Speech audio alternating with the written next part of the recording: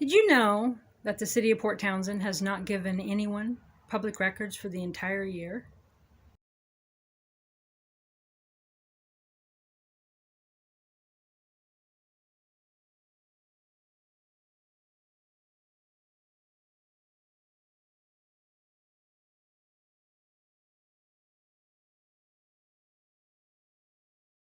Did you know that the city of Port Townsend has not given anyone public records for the entire year?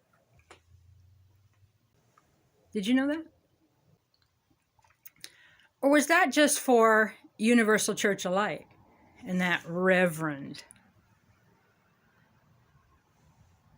Well, what are you trying to tell us there, Rev? All right, I'm glad you asked.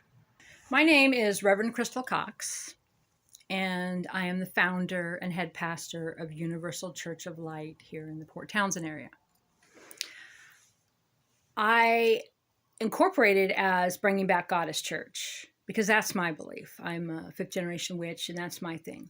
I have many pastors around the world associated with my church, and I'm one of several directors. And so I have other DBAs, such as Universal Church of Light.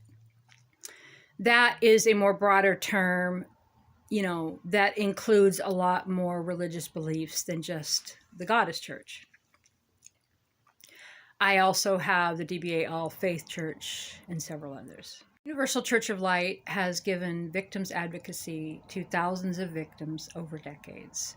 And the main way that I do this, I've been doing it for decades, since like 2004, really more like around 2000, is to find public records, court documents, officer cam footage, incident reports. Mostly I found stuff through my own internet searches. I had tips, and I ordered public records through various agencies. And that is how I give advocacy to victims, helping them in court cases, helping them in child custody cases, helping them with their mental health counselor in order to show that they weren't crazy when they were being gaslighted. The truth heals the victim.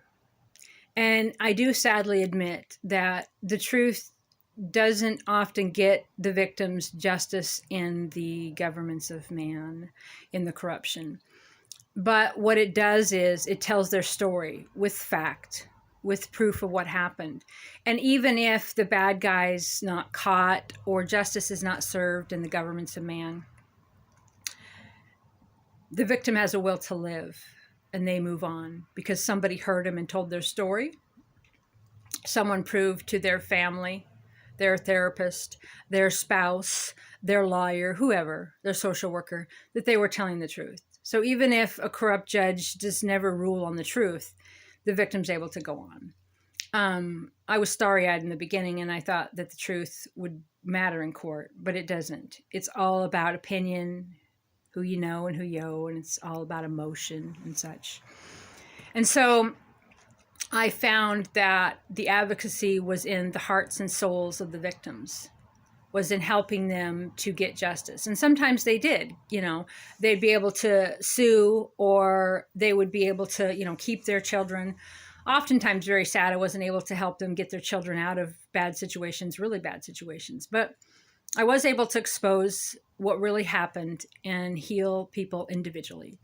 And the mission of our church, and my mission through the church, is to empower the sovereign individual, regardless of groupthink, right, left, political parties, or any labels that mankind might give someone. A living, breathing human being. And those who know me know 100% that locker room incident in the Port Townsend YMCA had the whole town mobbed up on the 18-year-old employee, I would have stuck up for them, okay?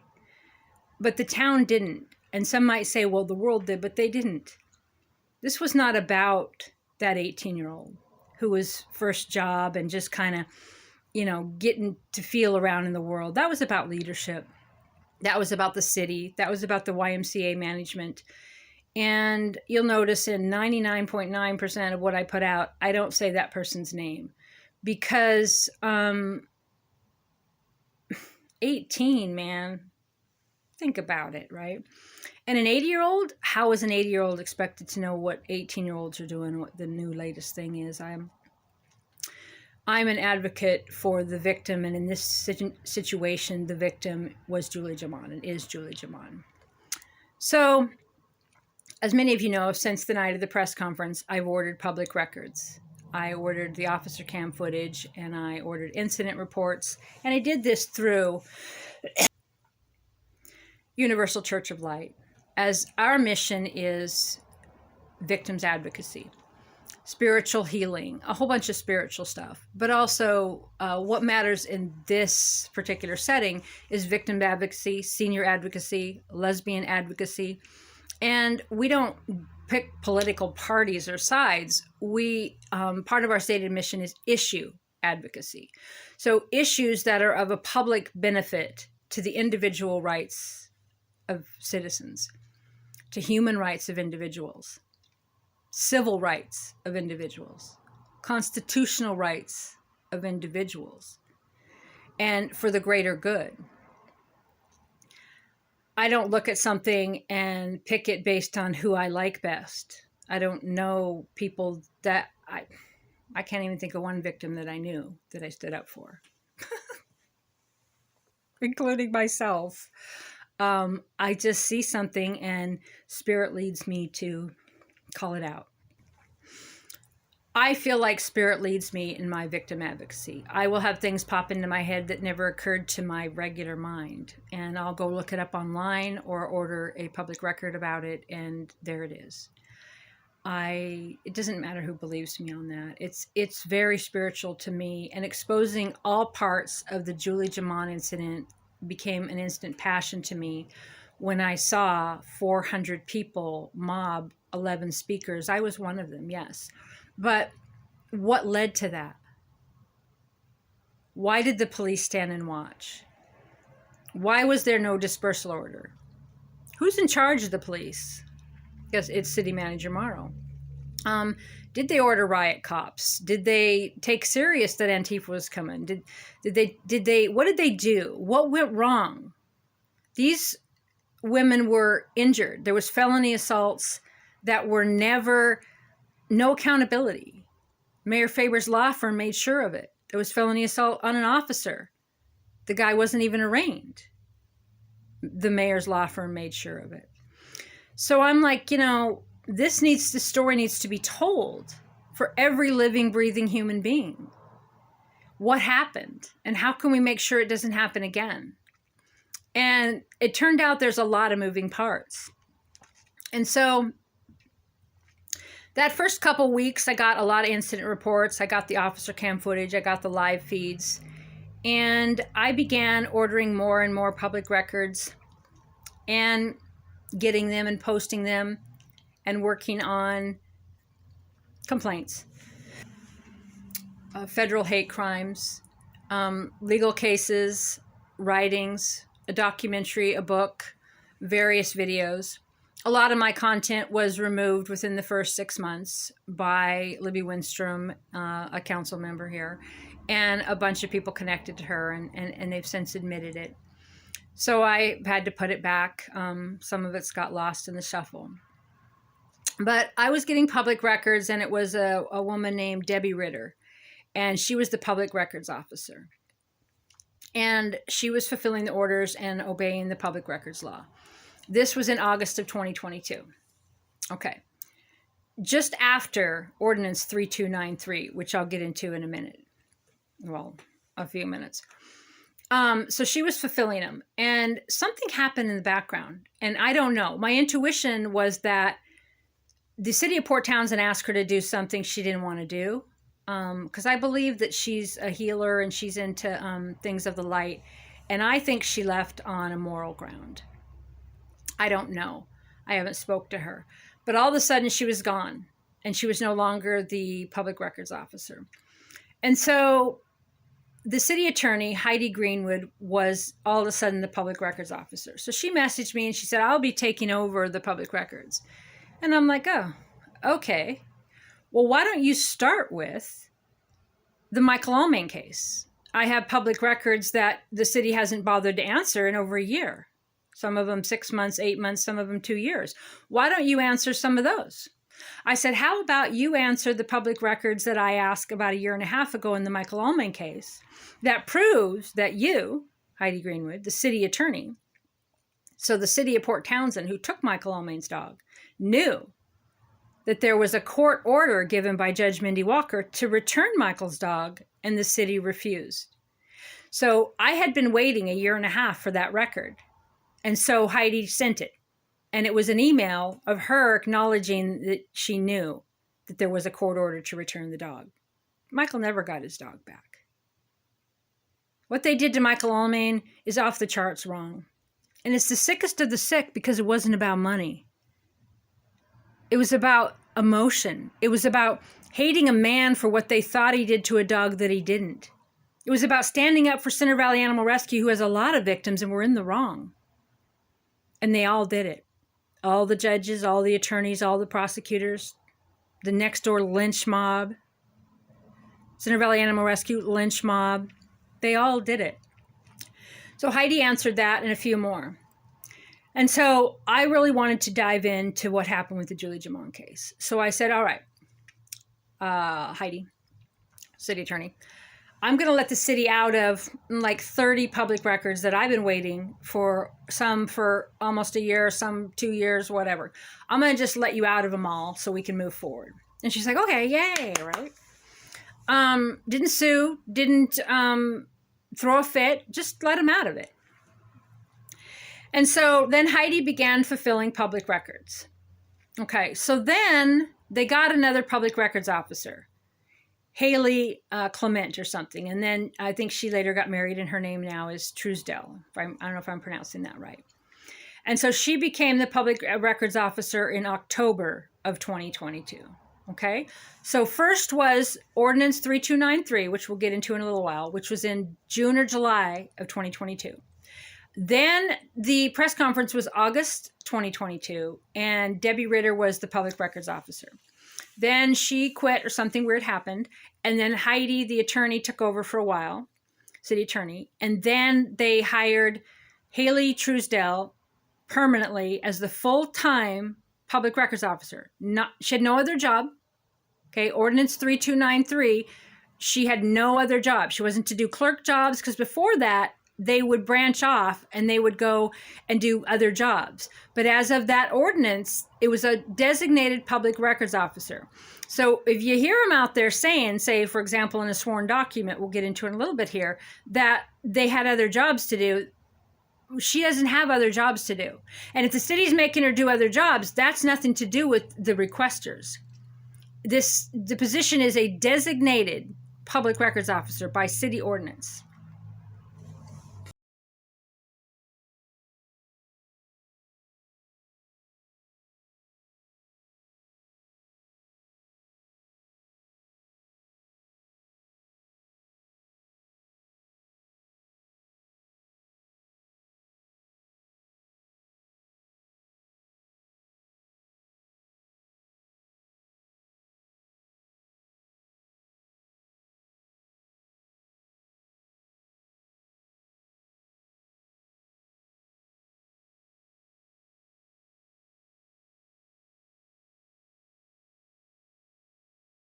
So did you get public records this year?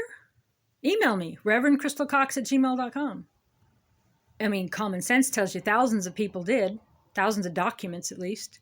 Okay, attorneys get them every week. They don't have more rights than you do or than any entity.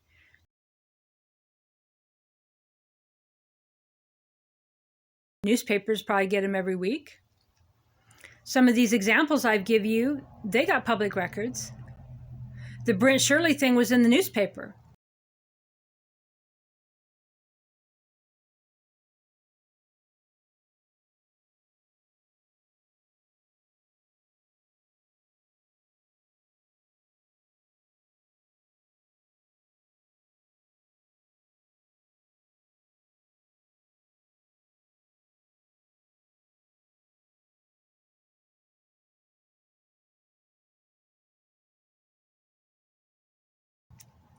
My ethics complaint was in the newspaper, said right there. They were able to get information on the public records for me.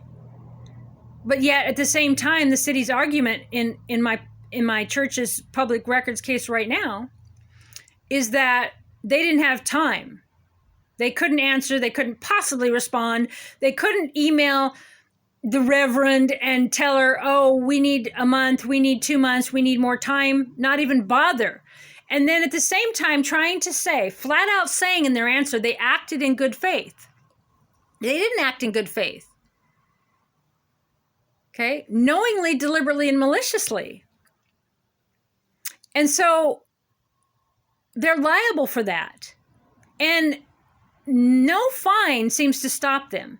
They'll do anything they want, and the law doesn't even apply to them, and it's like they don't even care. Maybe they don't care because it's on the taxpayer and not on them. I don't know. But they blatantly, knowingly violate the law and with total disregard. Installing these public records, the city has stalled the rights of victims. I'm doing victim advocacy for many of the women that night that have long-term mental health issues. Somebody had a broken ankle. Another gal, shoulder injury. Another guy has a permanent lifetime prostate injury from being kicked. In denying me these records, they've stalled legal cases, they've stalled hate crimes, they've stalled ethics complaints, they've stalled mental health and healing from the victims, and, and books and documentaries and videos. They've stalled the progress. So a lot of people out there are like, why is Reverend Crystal Cox still talking about it? And, well, now the Julie Jaman case is moving forward. And as many know, I provided the public records for that case. I'm very, very passionate about this. And the city also knows that, and they don't want me to have any more. So they've deliberately, maliciously, willingly, and knowingly denied me public records, my church, my mission, because they are denying victims the rights because they know they're liable and they know they did wrong.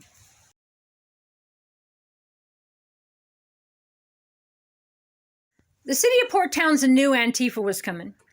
There's emails, public record emails, where the city was told that there was 2 different groups that were coming to shut down Amy Sousa's speech, to shut down our speech, so violate our First Amendment rights. They knew that a lot of the women there were 80. They knew that we were a small group. They knew Antifa would be there and would be violent and would be shutting us down days in advance. There is officer cam footage that says, you can hear the officer over the radio saying an hour and a half before the event, they knew that 100 confirmed Antifa were coming down the hill through Memorial Park. Okay, so they didn't let us know, and they didn't bother to provide fencing to separate the groups. So even if they knew just about that 100, they didn't do anything to separate us. They didn't stand between us. They didn't put one piece of fence. They let them have at us, a Port Townsend witch burning. They let them beat us. They let them silence us. They let them smother us. And you know what the dirtiest thing is? These straight men with their hats and their AR-15 guns and the shirts with knives and them screaming no hate here. They did it in the name of the pride community, and half of us speakers were and are lesbians. These were vicious, horrible people. And the city of Port Townsend knew they were coming and knew they were there and didn't even bother to put one little bit of fencing. Okay? I wanted to know why. So I ordered the incident action plan through my mission, through my church, and got it in August of 2022. And another document called Lessons Learned. Well, it was redacted to the hilt. Hardly anything showed. So sometime in 2023, like the fall of 2023, through my attorney, the Universal Church of Light, Reverend Crystal Cox, sued the city of Port Townsend for an unredacted version of the incident action plan.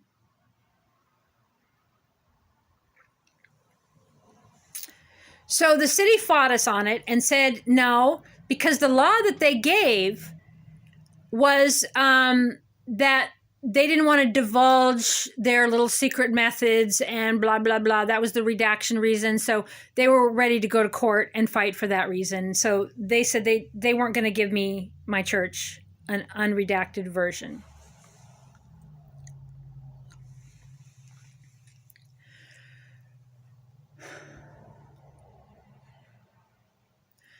So they made me a settlement offer, and let me back up here. So the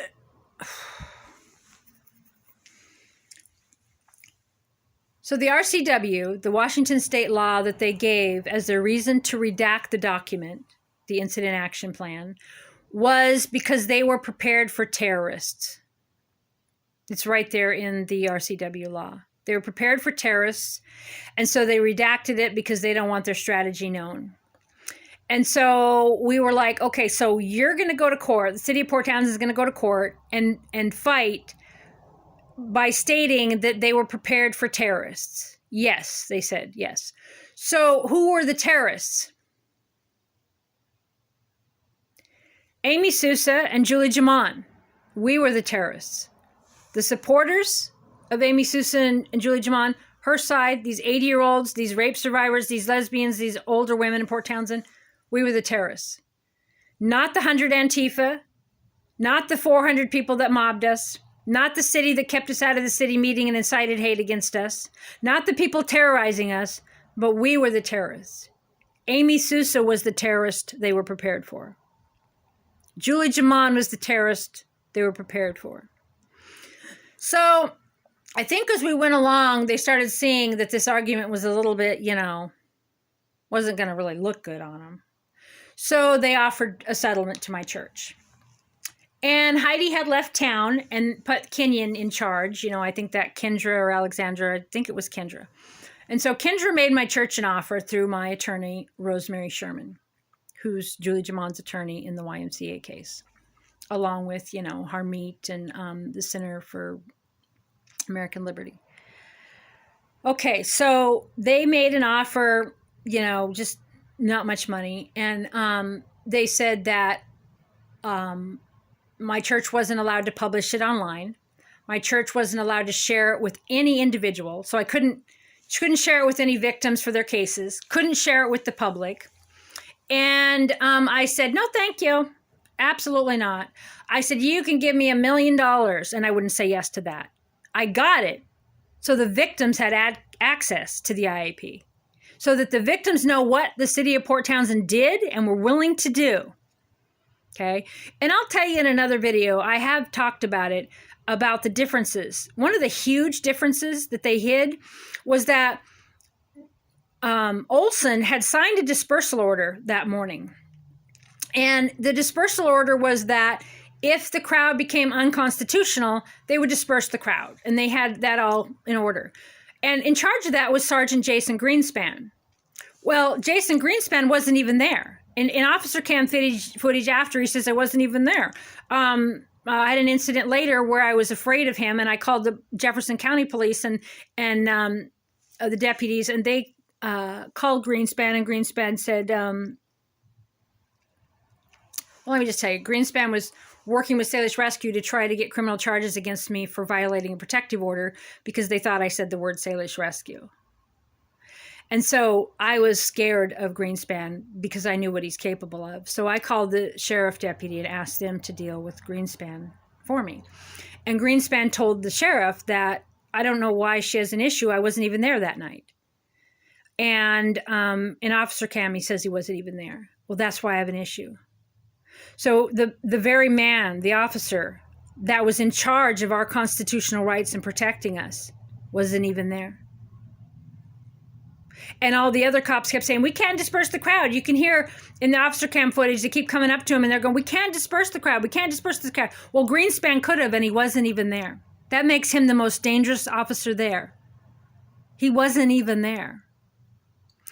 And the difference also is that they had riot cops, they said, and they were at the police station. They were prepared for Amy and maybe stickers that she might put up.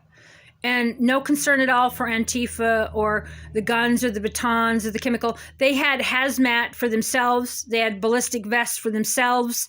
They were totally prepared for chaos, but they didn't tell us or separate the groups or do anything to protect us. And when we were mauled and pinned to bricks and bloody and being assaulted, the police stood and watched.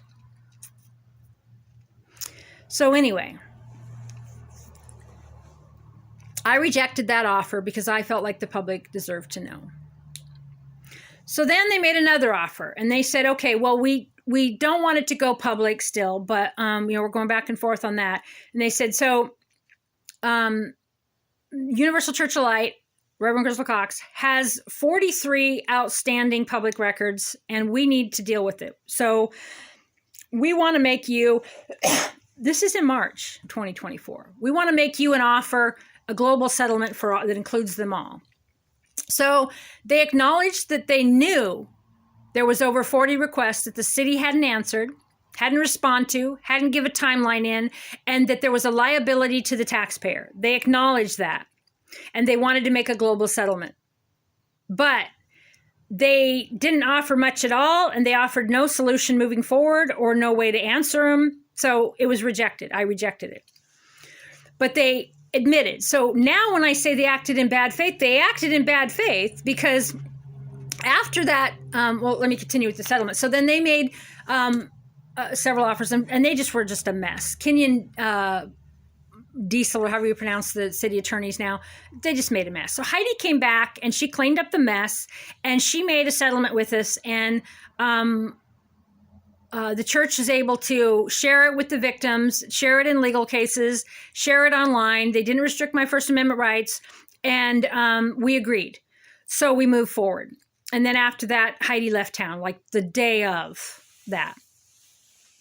And so when I say that the city knew and acted in bad faith, it's because they tipped their hand and said they knew then. They completely acknowledged it. The same city attorneys that's in this case now.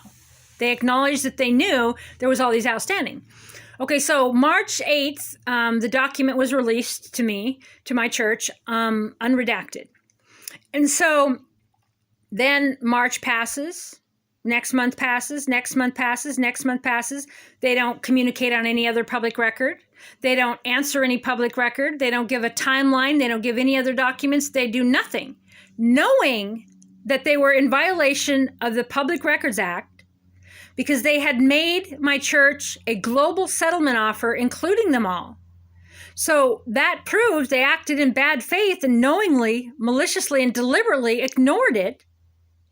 What they should have done is right away that next day went, okay, we need this amount of time on this, and, come in and started answering them and giving themselves time and going, oh gosh, we're really busy, and here's the thing, bother communicating at all, be in any compliance at all with the Public Records Act. But they didn't, deliberately.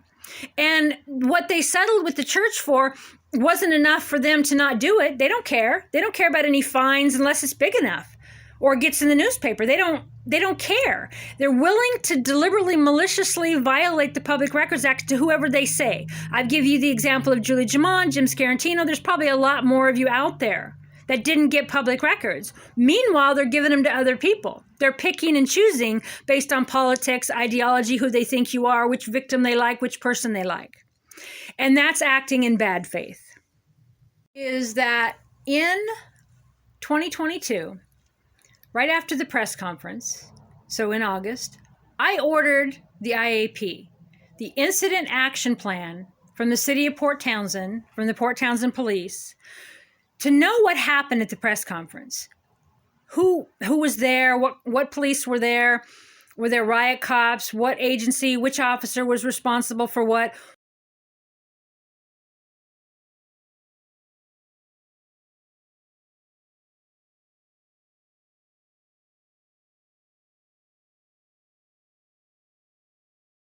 What was their incident action plan?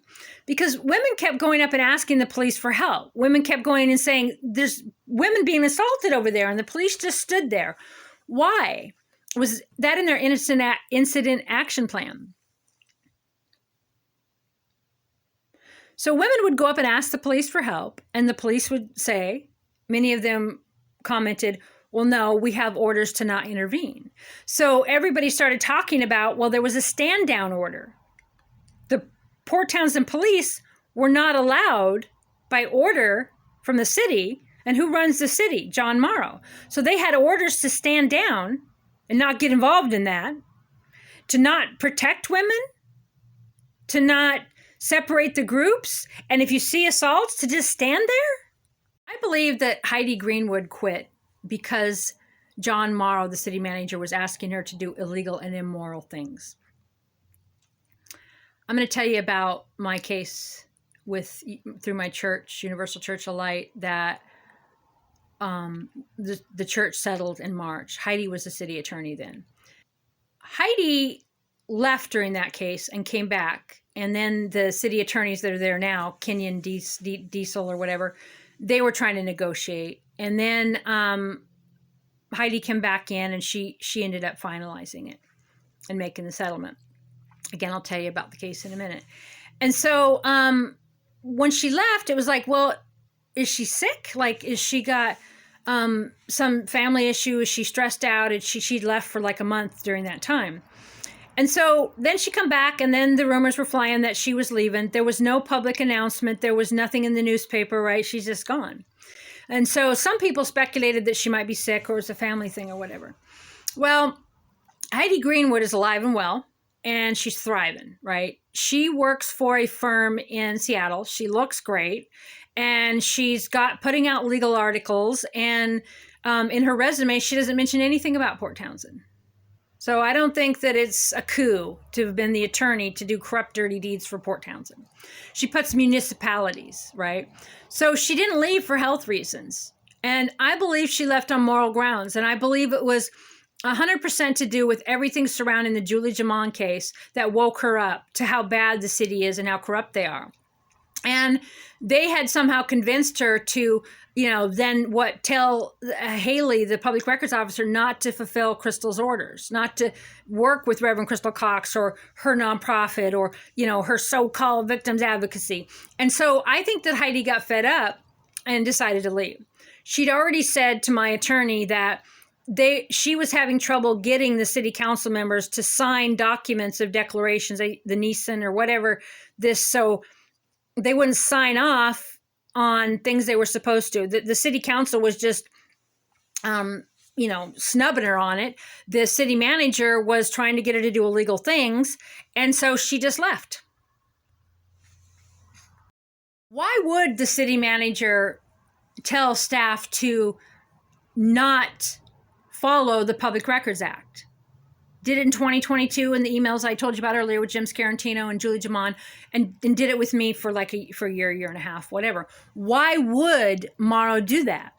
Does he feel like he's above the law? Does he feel like he'll never get caught? Does he feel like even if he does get caught, that the taxpayer will pay for it?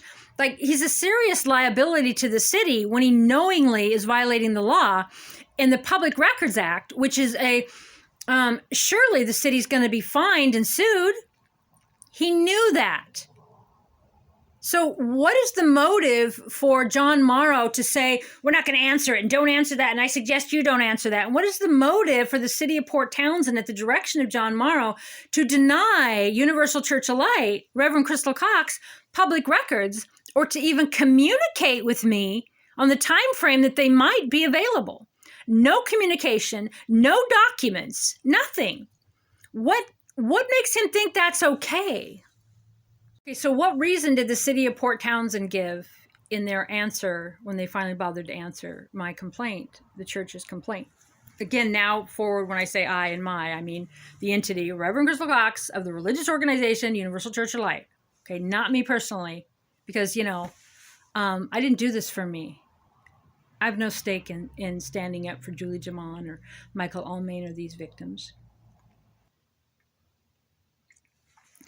So the city of Port Townsend answered, and their excuse is, I have so many records out, okay? First of all, I can order as many as I want and do whatever I want with them.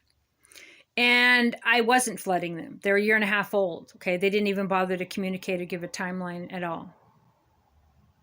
They just were completely violating the Public Records Act and being mean and cruel and prejudiced and discriminating against me, my church, my mission. So they claim that was because, oh, I just have so many and they can't handle it. They have no way to respond to me, and they're just so busy. Haley's busy doing other things and she don't have time to do it.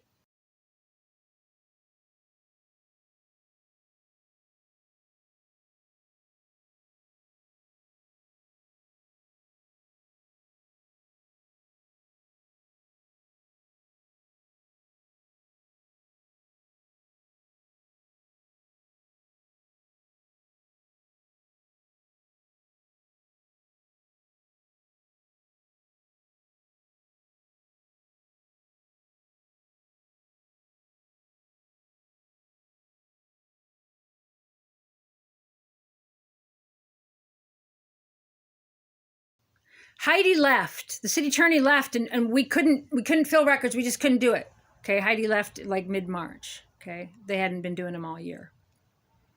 Okay, like I said earlier, I believe that Mauro gave a direct order to violate the Public Records Act by telling Haley not to fulfill my orders. I believe that Haley, the public records officer, I think she's a nice gal, but we're not moving into nice territory. So someone pressured her to perjure herself, or she just doesn't know. So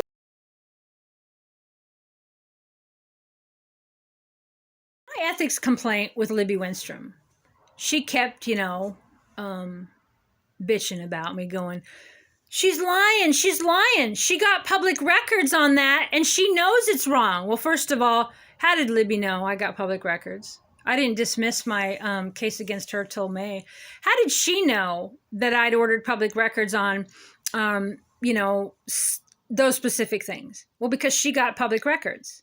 So they answered Libby, but not me. Libby said that I was being malicious and that I knew it wasn't true because I got public records, because she knew that I'd ordered them.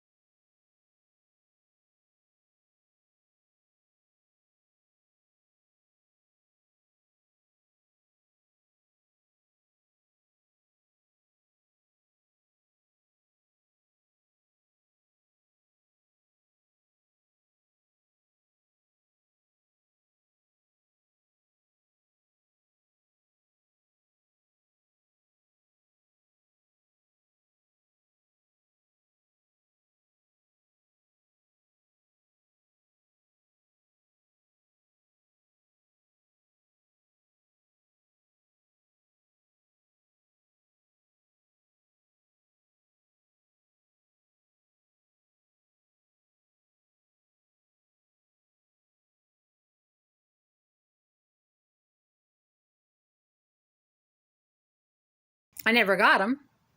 And yeah, I did order them.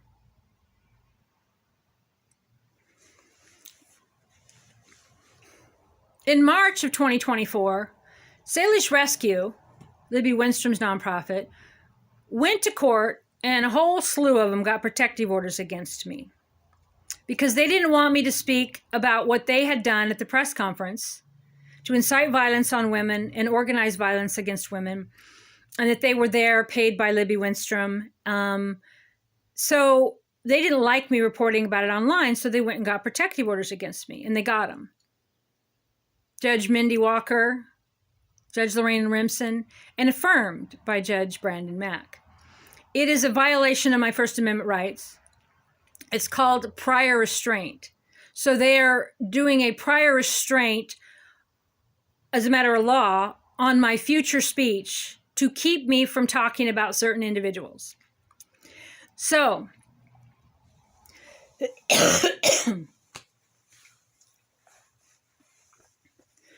So in one of these public records hearings, the Salish Rescue member said that I had got public records against him, and about Salish Rescue and other people.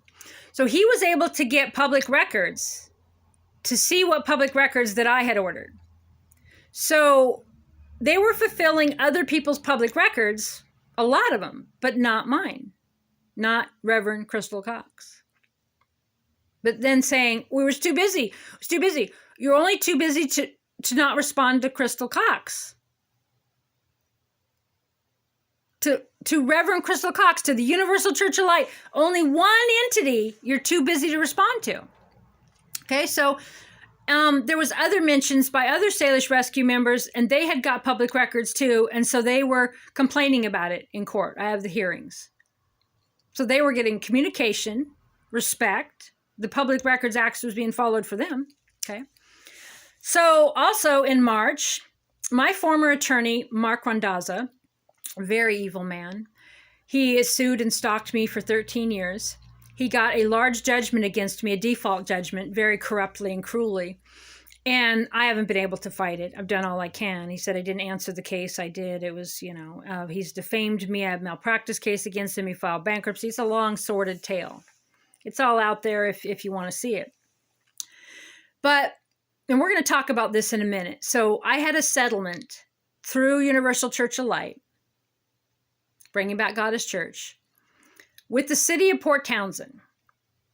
So Reverend Crystal Cox, the Universal Church of Light, had sued the city of Port Townsend, and there was a settlement in March. And I'll tell you about that in a minute. And so Mark Randazza was able to get the public record of what the church's case was about, who the church's attorney was, how much the settlement was for, and where the church banks, where the check was deposited. Okay. And so he filed legal documents against me personally, and had me sued, and had my attorney sued.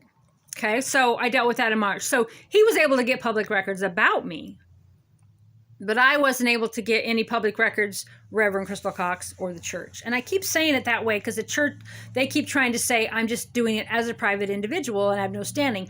But even a private individual to have standing. But anyway, so why was that guy able to get communication and to get that much information? And granted, it's all a public record. I'm not saying it was a big secret, but how come he got answered and not me? Not my church, not my mission.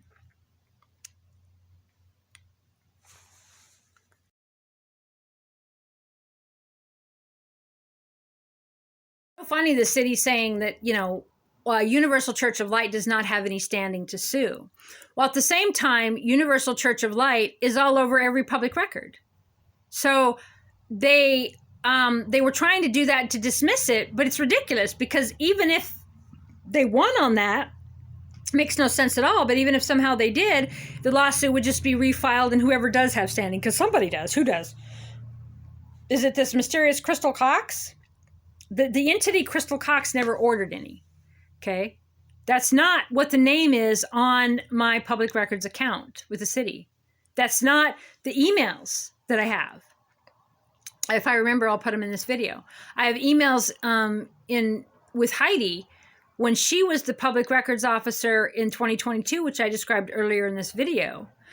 And they were from Reverend Crystal Cox, a victim's advocate with and by Universal Church of Light. I've never represented myself as just some girl named Crystal Cox. That's the legal entity that has never been participating in this.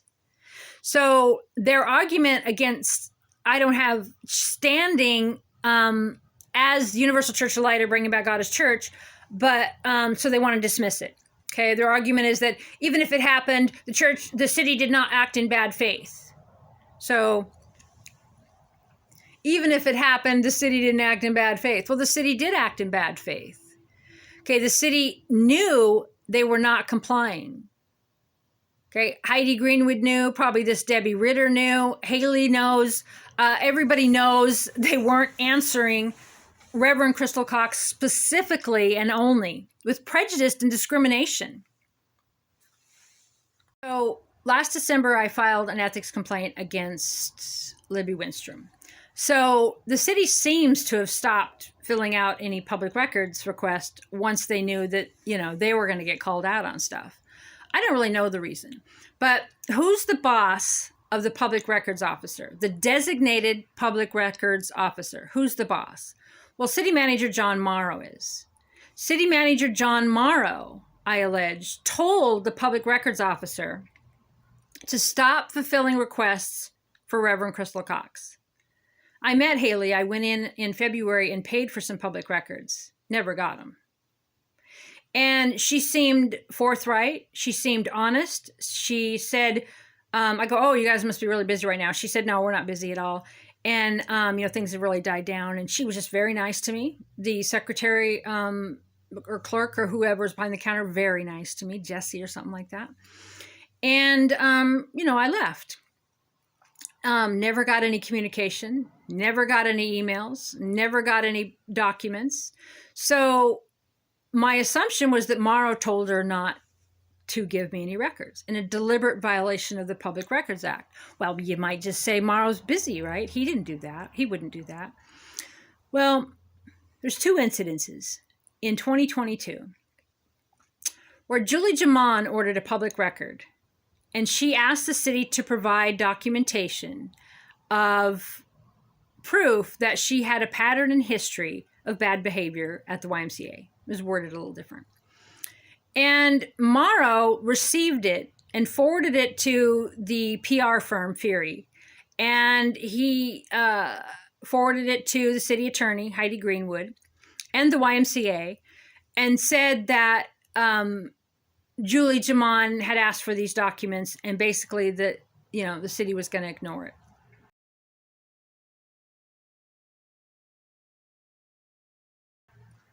So they never answered her.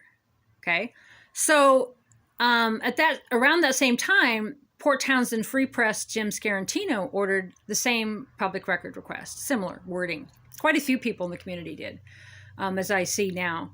But Mauro actually sent an email to the YMCA, to the city attorney, and to the PR company that they hired to, support the YMCA. He said, flat out, I'm not answering this, and I suggest that you don't either. So he's telling the YMCA, the city attorney, everybody not to answer Jim Scarantino. A direct violation of the Public Records Act, maliciously, deliberately, willfully. And every time you hear me say that, that means bad faith. The legal term bad faith. That means it proves actual malice.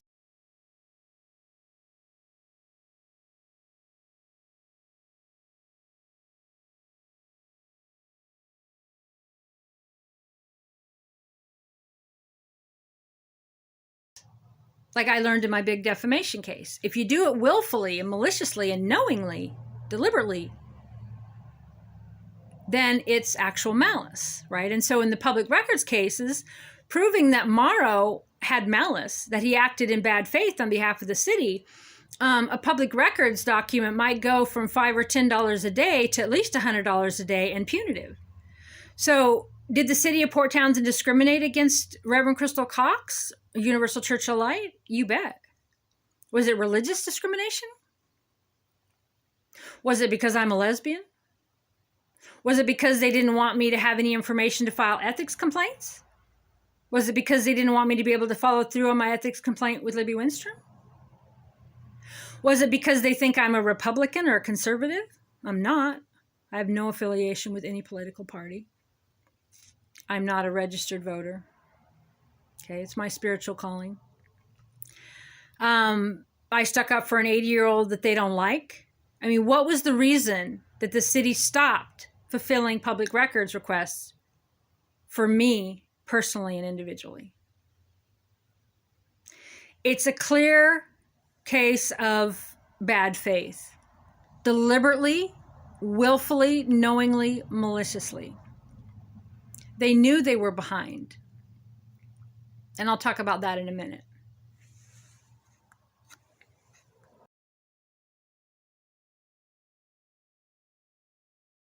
Okay, so in 2024, the city of Port Townsend did not give public records to anyone. Or did they? So I, Reverend Crystal Cox, through Universal Church of Light as a representative of a religious organization called Universal Church of Light, as a victim's advocate, issue advocacy, senior advocacy, lesbian advocacy, had been ordering public records for quite some time. And all of a sudden, in 2024, the city stopped responding to me, period. No more responses to Universal Church of Light. So I'm just going to say, so now, when I say I mean I, as in Reverend Crystal Cox, as a director on behalf of the church mission, a religious organization, Universal Church of Light. And I say it like that because the city's, being really weird. So I didn't get any public records filled for the entire year of 2024. Some of them were from April 2023, so they were a year and a half old. There was, by March, there was 43 of them that they were behind, right? And they just weren't answering. So they're piling up. I'm not like abusing it. I wasn't ordering several a day. I wasn't, I was ordering them when I think of them. And, when one public record oftentimes leads to another question to order another one. And there's, I didn't pressure them, as I just gave you the example on the Allman case, whatever they need to do to, get the record to me. But time passed and they didn't communicate with me. They didn't do anything to follow through with the Public Records Act at all. They didn't communicate with me and say, oh, we're understaffed this week. We're going to need another month. We're going to need another 2 months. They didn't communicate with me at all. They didn't fulfill any records the entire year of 2024. And they did not communicate with me at all. At all. And so in June, or July, I'll post that here in the next screen or whatever. I'd had enough. So the church, Bringing Back Goddess Church, DBA, Universal Church of Light, sued the city of Port Townsend. And at that moment in time, we had 60 pending public record requests and no communication, no timeline, no requests. And like I said, some of them were a year and a half old, not updated on them at all, didn't even bother. So we filed a lawsuit, and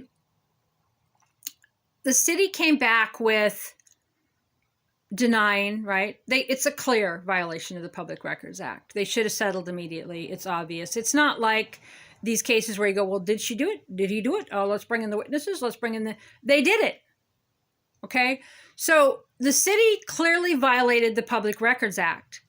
So did they do it deliberately, willingly? Did they act in bad faith?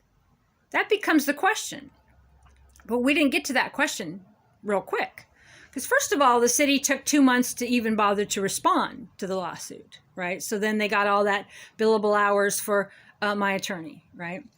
And so my attorney had to file a default judgment. Then they come in and then they answered. Okay.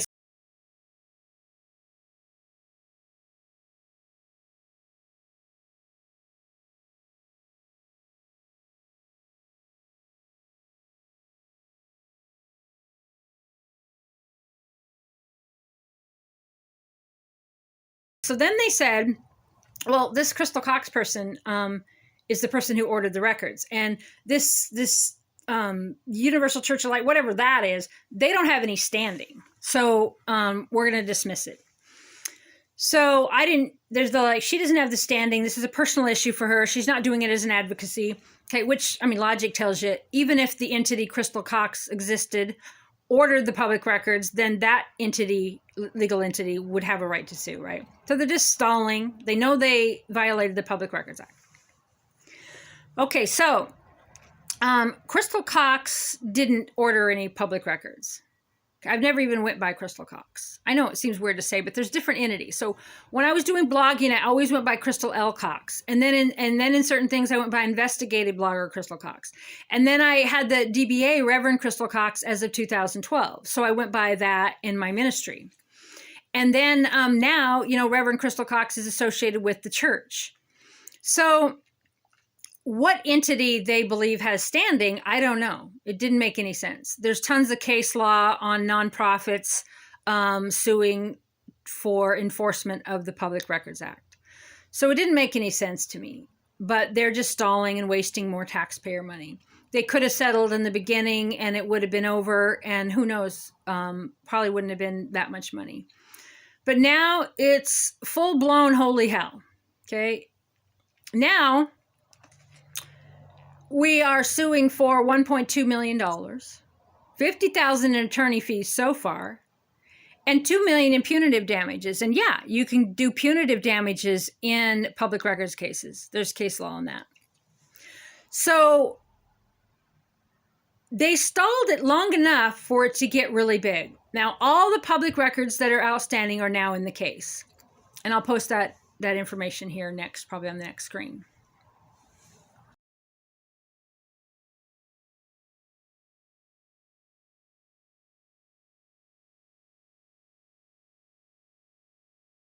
$293. So did Haley deliberately, knowingly perjure herself? Or was she pressured? Or does she not know about the ordinance? Does Haley, the public records officer, not know that she's a designated public records officer by ordinance? It's the law. To swear in a court declaration that she was too busy doing other things to answer, as if I'm the only person in the universe, while at the same time knowing she's fulfilling others. If the city attorney made her do this, or Mauro made her do this, then, perjury is criminal. Like, what did they do? They pressured her job? Did they threaten her? Why would she lie unless she just doesn't know? In bad faith, it's not just that they were busy or understaffed. It was only for one entity, one person, one nonprofit, one mission, someone who was standing up for the victims of the city of Port Townsend, me, Reverend Crystal Cox, and my church mission through Universal Church of Light. They say in sworn documents, everybody's just so busy, and Heidi's gone, and we had to move offices, and all these excuses. Okay, I believe you. Yeah. So was that just for the Reverend? Well, yeah, we was just too busy for the Reverend. Well, does that make any sense? Like in a court of law? It doesn't say that. In the Public Records Act, it doesn't say, hey, it's okay, you didn't violate it if you're just too busy for the Reverend. It wasn't simply an oversight. It was a deliberate, malicious, intentional violation of the Public Records Act. Was it religious discrimination? Was it they just hate me personally? Was it that they hate the church's mission of standing up for victims, or standing up for different issues, or that the church is going to file ethics complaints? What's the reason that the city stalled? Is it an oversight? Oh, we just didn't know. Well, I messaged the city and I told them about it, that I was being, I wasn't being given records, and they'd slowed down my time to 90 minutes a week. And then they didn't even give me that. And then, I let them know that they knowingly, maliciously, deliberately denied the requester the fulfilling of Public Records Act, or even a timeline of when they might be available. And against one particular entity, Universal Church of Light. Okay, so another reason why I say the city acted in bad faith and knowingly and deliberately and maliciously, which proves actual malice and proves bad faith, which is way bigger fine in the Public Records Act.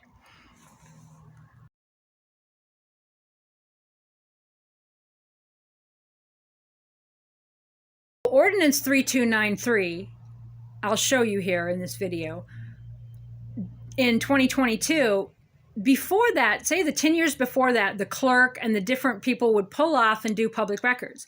But they said, we're getting a lot of public records. This is a couple months before the press conference. And they said, we need a designated public records officer. We can no longer have it be a part of the clerk's job. So they filed an ordinance to have a designated public records officer. So when Haley put in a sworn declaration in my case to say that she was doing like clerk stuff, again, I'll show you verbatim, that was perjury, or she doesn't know, or the city's, she's a designated public records officer. She shouldn't be doing regular clerk jobs.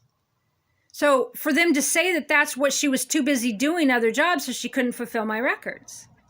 Okay. Then Heidi leaving and everything, they moved offices and there were so many things they couldn't do. And, they give all these reasons and these sworn seemingly perjury, right? So it's like, okay.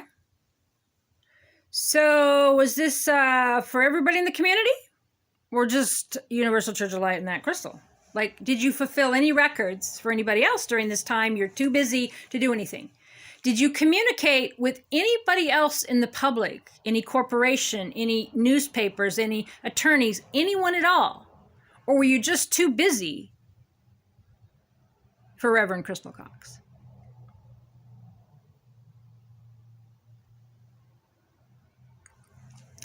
So as the city continues to argue that they didn't have time for Reverend Crystal Cox, they had time to answer other people. Okay. So it's seriously.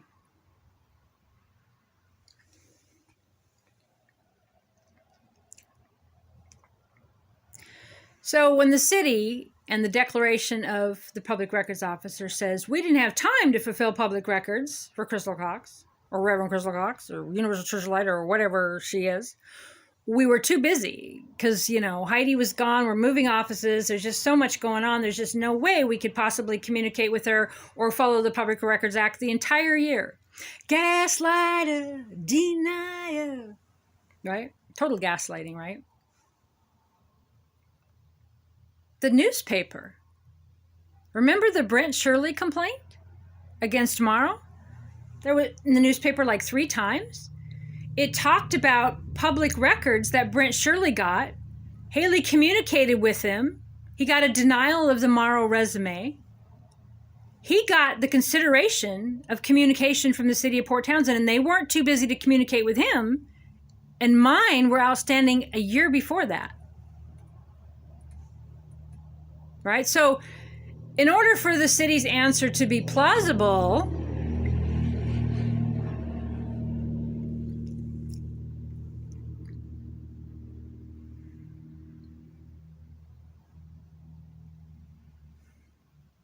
they would have had it be the same for everybody and not just Reverend Crystal Cox, my church, my mission. Okay, so the newspaper's talking about Brent Shirley getting public records requests, getting denials, and Haley communicating with him. So they're saying they didn't have time, but I can see it in the newspaper. Okay, my ethics complaint against Mayor David Faber, when that came out, the newspaper reported that I had made 48 public records requests in 2024. Well, none of them were answered, and a lot of them were, over a year old. So how did they know that? Well, they got a public records request asking how many public record requests I'd made, and they were answered. The newspapers answered probably every week or every month. And don't say that a newspaper has more rights than I do. See, Obsidian versus Cox, 2014, my case in the Ninth Circuit. I have equal rights to the highest paid journalist in the institutional press. They should not be saying that the newspaper has more rights than any citizen or any nonprofit or any legal entity.